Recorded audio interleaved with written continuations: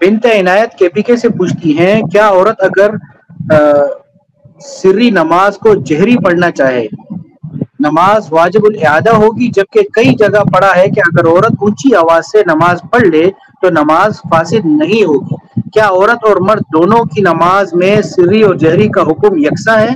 نیز کیا سری نمازوں میں جہری صرف قرات یعنی سورہ فاتحہ اور سورت ملانے میں منع ہے، یا تکبیر تحریمہ اور نماز کی باقی تسبیحات اور تکبیرات میں بھی یہی حکم ہے؟ جس عورت نے اس مسئلے کو پڑھ کر کہیں کہا کہ عورت اکیلے میں اونچی آواز میں نماز پڑھنا مفسد نماز نہیں، اس لیے اس نے کئی نمازیں تجوید کی درستگی وغیرہ کی خاطر اونچی آواز سے پڑھ لی،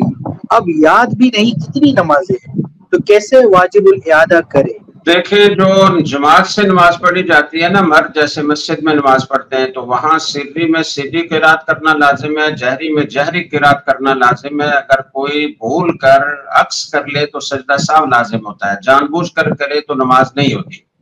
لیکن انفرادی طور پر اگر کوئی سری نماز میں جہر کر لے یا جہر میں سر کر لے تو اس سے کوئی نماز کے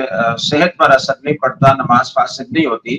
اور یہ حکم مرد عورت دونوں کے لیے ہے، البتہ عورتوں کے لیے حکم یہ ہے کہ وہ سری نماز ہو یا جہری نماز ہو وہ قرات سرن ہی کریں،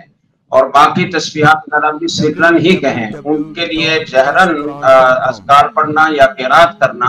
یہ دونوں منع ہے، اس لیے کہ عورت کی آواز کے بارے میں فقہا کا اختلاف ہے۔ بعض حضرات کہتے ہیں کہ اس کی عورت بھی پردے میں داخل ہے،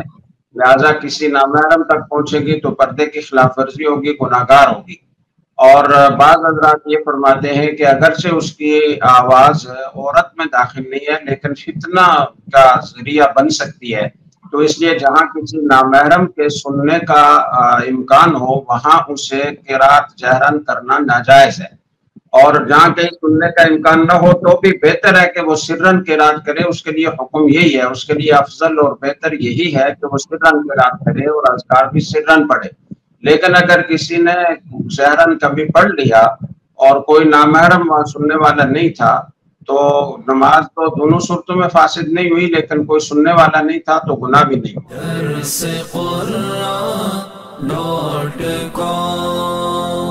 www.darsequran.com